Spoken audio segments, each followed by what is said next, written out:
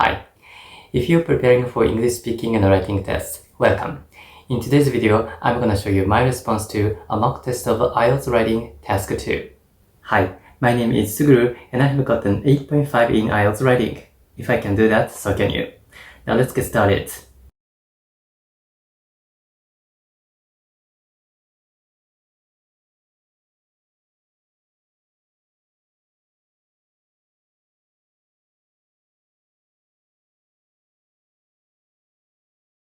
So this is the first body paragraph of my response to the question.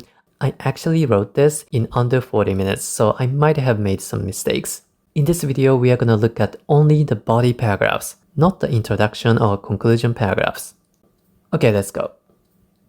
First, the development of human civilizations accelerated around the time when people began to sail by ship.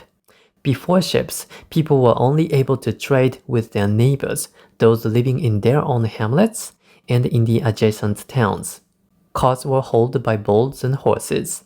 Therefore, anything that came from very far away was unobtainable. For example, for Japanese people in medieval times, to receive European-originated vegetables and spices was impossible. However, with the advent of ships, the act of export became possible, which has contributed to the global network of business among all nations that we enjoy today. So there seems to be no grammar or spelling mistakes here. That's fine. Let's go on to the next paragraph. What has developed international trade even further is the airplane. Ships, which were mentioned above, had one major drawback: its speed. From our 21st century point of view, ships moved at a snail's pace, taking weeks for a vessel to depart from East Asia across the Indian Ocean through the Suez Canal and finally to reach Europe. Besides, going abroad by sea was full of perils. Storms and waves frequently capsized ships, and dense fog disoriented sailors. But the airplane changed it all. Aircraft, albeit smaller than sailing ships, can reach another continent in a matter of hours. Furthermore, the fact that there is nothing but clouds in the sky means no collision happened during a flight. Thus, passengers and goods can be transported more safely than before. So there are two spelling mistakes here, clouds and transported. Correct them. Let's move on to the last body paragraph. Some people, on the other hand, argue that there are other things that contribute to human society. They say one such development is the internet. This online web, controlled by satellite, enables people to exchange information between countries instantaneously.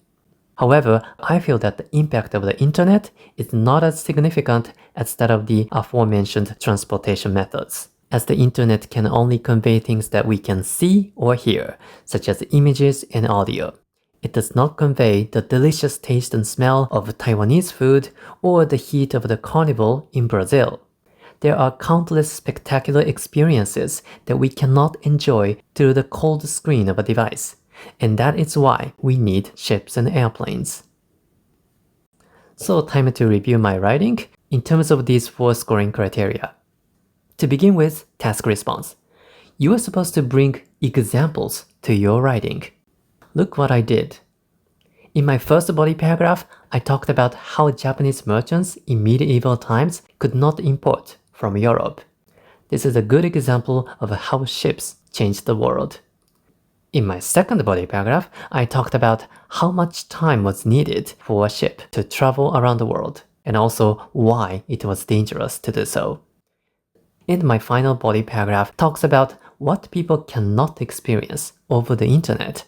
So these short but detailed examples will make a very positive impression on the test marker. So you definitely should do this in your response. Let's look next at coherence and cohesion. Cohesion is the connection between sentences and between paragraphs. What does it mean?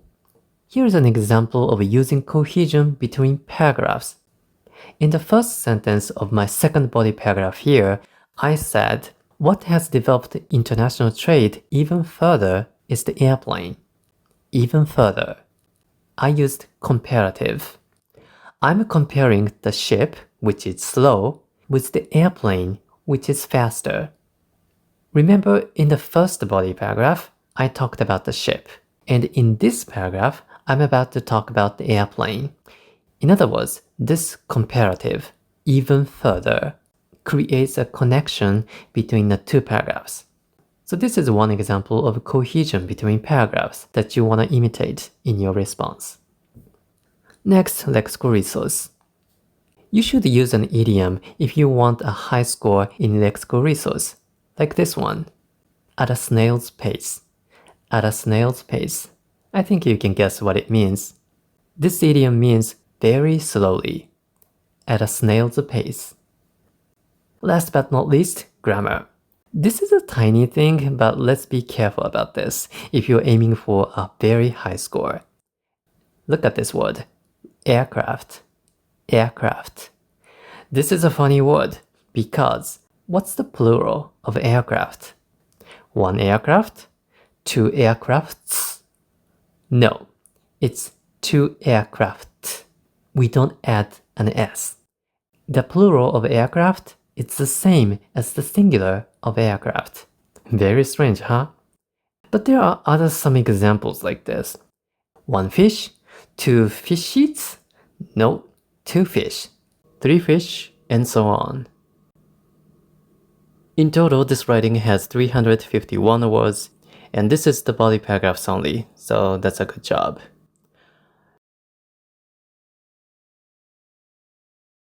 Alright, I hope you found this video useful. Leave a like, subscribe if you're new, and most importantly, let me wish you good luck on your test.